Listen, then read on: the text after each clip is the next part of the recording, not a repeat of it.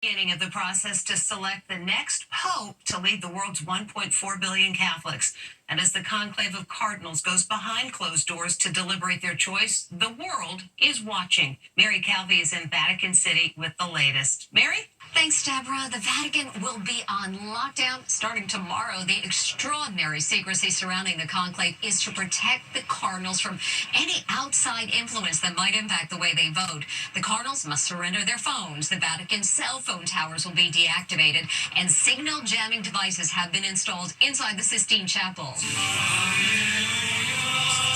100 Vatican staff and clergy took a solemn oath today, swearing that what happens inside the secret conclave stays secret forever. Any conversations overheard or anything that they think they might want to tell even a close family member, they can't do. At risk of excommunication. At risk of excommunication, which is obviously the highest penalty that the Catholic Church can give to a Catholic. This is how the Sistine Chapel looks today, with places set for each cardinal. New York's Cardinal Timothy Dolan told me he's close to making his choice. I can't say that I'm settled on one, but I definitely have two or three that I'm thinking. I appreciate this guy. I studied what he's written and said. I've gotten to know him even better over the conclaves. I may have worked with him in the past. I like him. I trust him. I think he'd be a good successor. Folks around the world are betting on the outcome. The Vatican Secretary of State is the 2-1 favorite, with Cardinal Luis Tagle of the Philippines 3-1 and Cardinal Peter Turkson of Ghana 5-1. The owner of this gelato store is hoping the next pope continues one tradition begun by the late Pope Francis. For the past 8 years, he delivered gelato to Pope Francis twice a week, and the Vatican is just steps away. And the Pope's favorite flavors were dulce de leche and mango. And this Vatican tailor is sewing the white robes that will be worn by the new pope. He's making 3 sizes: small, medium, and large. And when the new pope is chosen, he'll get busy making those alterations. Deborah, back to you in New York. Thanks, Mary. Back here at home, it's been nearly 60 years since Alcatraz housed prisoners. Today, it's one of the nation's most popular tourist sites, but President Trump says he wants to turn it back into a prison. Now we're learning that he may have gotten that idea from watching TV. Did President Trump get the idea to reopen Alcatraz after watching a Clint Eastwood movie? I may have found a way out of here. The 1979 classic Escape from Alcatraz was broadcast on local TV in Palm Beach at 11 a.m. on Sunday. 5 hours later, Trump posted this declaration: "Rebuild and open Alcatraz. I am directing the Bureau of Prisons to reopen a substantially enlarged and rebuilt Alcatraz to house America's most ruthless and violent offenders." Coincidence or inspiration? Trump really seems to have been impacted by the movie.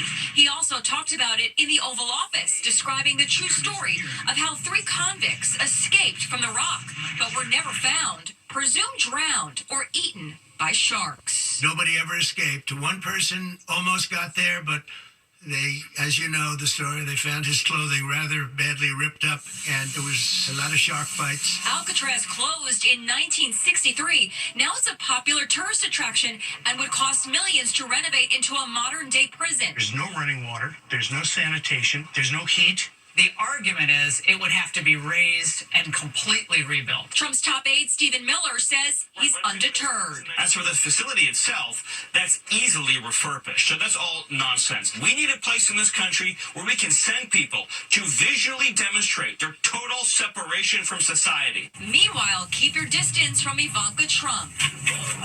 A curious bystander got too close as the first daughter was leaving a party in Miami. A Secret Service agent asked the man to step back, and when he didn't, he got one heck of a shove.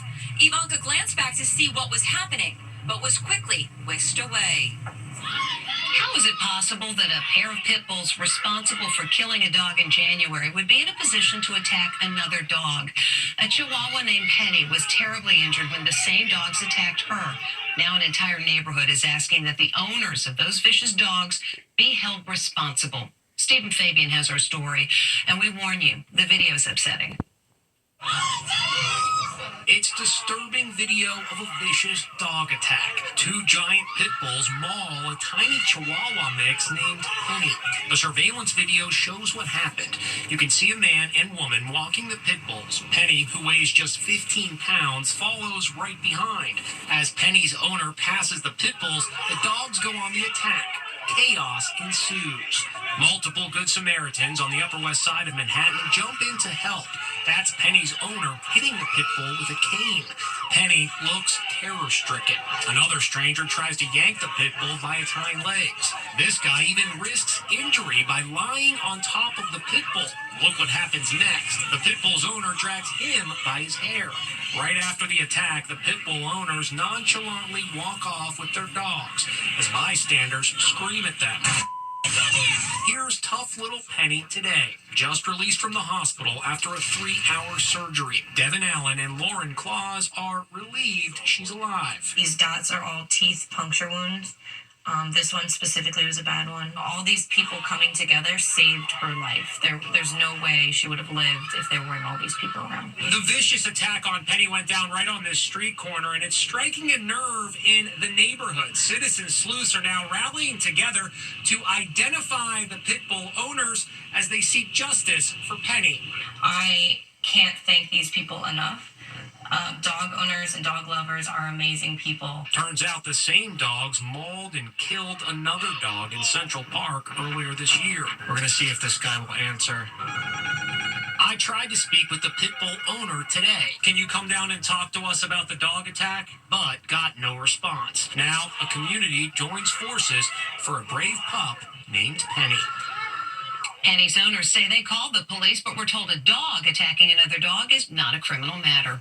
Now, the Oscars of fashion, and last night the stars from Hollywood, music, and the sports worlds all came together for the annual Met Gala. And the queen of the evening was, without a doubt, 81-year-old Diana Ross, who ruled the night in an 18-foot train. 81-year-old legend Diana Ross brought the Met Gala blue carpet to a standstill wearing an 18-foot train. It took 8 men to help her navigate. Talk about stealing the show. Count them. 1, 2, 3, 4, 5, 6, 7, 8. The names of all her children and grandchildren were embroidered on the train. A charming moment as Diana heads up the stairs. Zendaya looks on in awe. All hail the queen. How's this for a tribute? Zendaya's 3-piece suit was inspired by the white outfit Diana wore 50 years ago in the film Mahogany. Humongous trains were definitely a thing. Shakira wore yards of pink silk, and it took 5 helpers to carry it. Halle Berry took off a jacket to reveal a racy gown with, what else? A train. Everybody got that train memo. Kim Kardashian, Gabrielle Union, Megan Thee Stallion had on a silver gown, but her coat, yep, a train. Nicole Kidman wore a strapless gown to the party of the year, debuting a new hairstyle. What a carpet. Demi Moore got rave reviews in a black and white gown with a human-sized necktie. Rihanna made headlines, showing up an hour after the red carpet had closed, revealing that she's pregnant with her 3rd child. The actual reveal came earlier in the afternoon before the gala. Ain't no mountain high enough. A choir performed on the steps of the Met, kicking off the new exhibit, Superfine, Tailoring Black Style, a celebration of men's fashion. Actor Coleman Domingo was one of the evening co-chairs, arriving in a regal cape, revealing a handsome suit underneath. No pants, no problem. Just ask model Hailey Bieber and singer Sabrina Carpenter. A bedazzled Sydney Sweeney looked fabulous, but it wasn't the young stars who stole the show. It was the one and only Miss Ross. This year's gala raised a record $31 million for the Costume Institute over at the Met. Next. What's it like to land a plane on one of the most famous golf courses in America? He's the baby-faced pilot. Everything's okay because I don't want my mom to freak out. And you've heard of the notorious Lacey Peterson murder case. But what about this slain pregnant woman? Both women were 8 months pregnant. Both bodies were found in the water. Robin Roberts. Why some cases make headlines and others are ignored. Inside Edition with Deborah Norville. We'll be right back.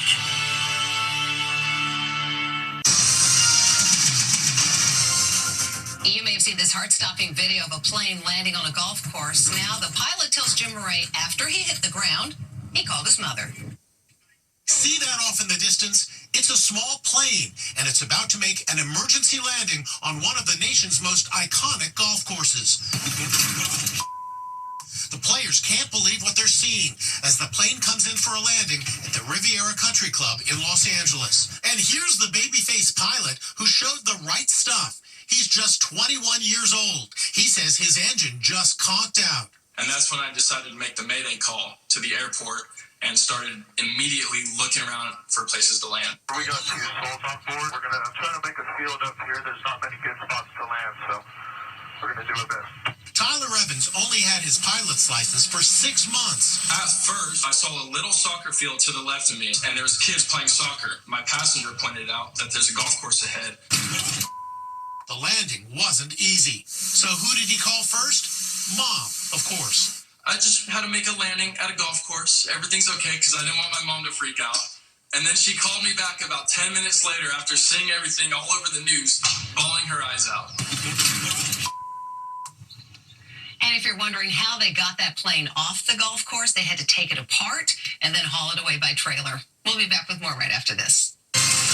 Still to come, you've heard of the notorious Lacey Peterson murder case. But what about this slain pregnant woman? Both women were 8 months pregnant. Both bodies were found in the water. Robin Roberts. Why some cases make headlines and others are ignored.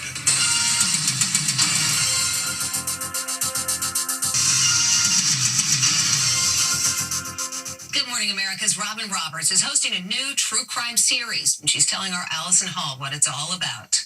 The notorious Lacey Peterson murder case kept the country enthralled more than 20 years ago. The news coverage was nonstop, but there was a similar murder that went practically ignored. You've probably never heard of Evelyn Hernandez. When you say the name Evelyn Hernandez, very few people remember the case. Both women were 8 months pregnant. Both bodies were found in the water. Now GMA's Robin Roberts is hosting a Hulu special called Murder Has Two Faces, which asks the question why some cases don't get the attention they deserve. We spoke with Roberts and the special's producer, Lisa Cortez. It was very important to me to put it up on the screen so people could see with their own eyes going, oh, okay, why do I know about Lacey Peterson? I have no idea who Evelyn Hernandez, and the cases are so similar. Both stories should be known. The Hulu special also explores the case of Chandra Levy. She was the intern whose body was found in a Washington, D.C. park back in 2001.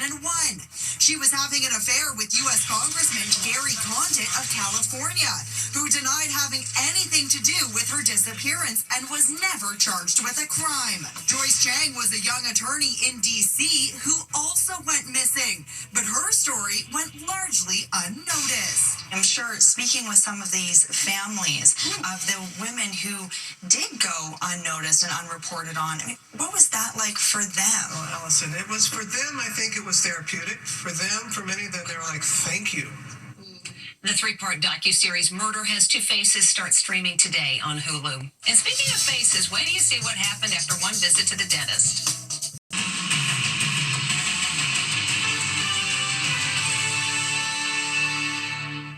Finally today, it really is hard not to laugh along with them. I'm not going to school. This teen's just back from the dentist. Her mouth is frozen with Novocaine. Don't worry, funny face. It'll wear off. After she stays home for a day. That's Inside Edition. Thanks so much for watching. We'll see you back here tomorrow.